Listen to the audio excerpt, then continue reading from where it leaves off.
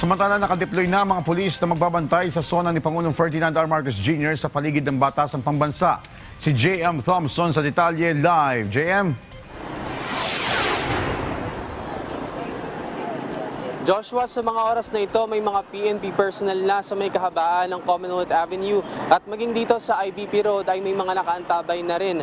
At kung saan mahigit isang daan yung mga nakadeploy na police at BFP personnel para panatilihin yung seguridad ngayong ikalimang State of the Nation address ni Pangulong Ferdinand R. Marcos Jr. ngayong araw.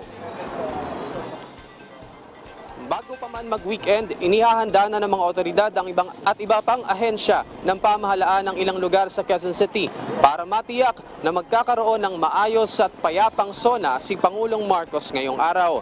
Dito sa kahabaan ng IBP Road sa Quezon City, maaga pa lang ay nakadeploy na ang mahigit 100 nakapulisan kasamang ilang BFP personnel.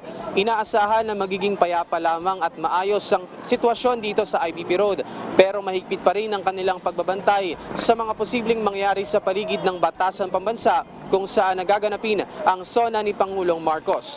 Mahigit 20,000 naman nakapulisan ang kabuuan ang inaasahang magbabantay at magpapanatili ng kaayusan sa paligid ng Batasang Pambansa. Dahil sa inaasahang pagpunta ng mga taga-suporta at ilang grupo na hindi pabor sa administrasyon, nakaantabay ang mga otoridad sa anumang pwedeng mangyari ngayong araw. Bagamat malayang makapagbibigay ng saloobin at opinyon ang ating mga kababayan, hinihikayat din ng mga otoridad na panatilihin na ang maayos at payapang demonstrasyon habang isinasagawa ang SONA ngayong araw.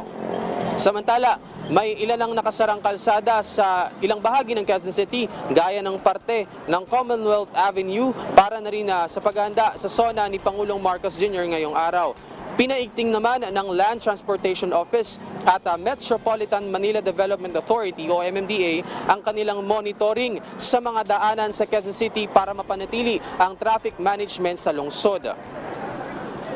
Joshua, sa mga oras na ito, maayos pa naman yung sitwasyon dito sa may Litex at wala pa namang nakikitang mga taga-suporta o grupo ng individual para sa SONA ni Pangulong Marcos Jr. Samantala, Joshua, mapapansin din dito sa aking likuran na wala dito yung bus stop dahil pansamantala muna itong inilagay sa may Sullivan para magbigay daan rin sa SONA ni Pangulong Marcos Jr. At muli namang nagpaalala yung MMDA sa number coding. Ngayong araw ng Lunes, wala pong suspensyon ng coding ngayong araw at bawal po yung mga plakang nagtatapos sa numerong 1 at 2 simula alas 7 ng umaga hanggang alas 10 ng umaga at alas 5 ng hapon hanggang alas 8 ng gabi. Yan muna ang huling balita mula rito sa Litex. Joshua? Maraming salamat, J.M. Thompson.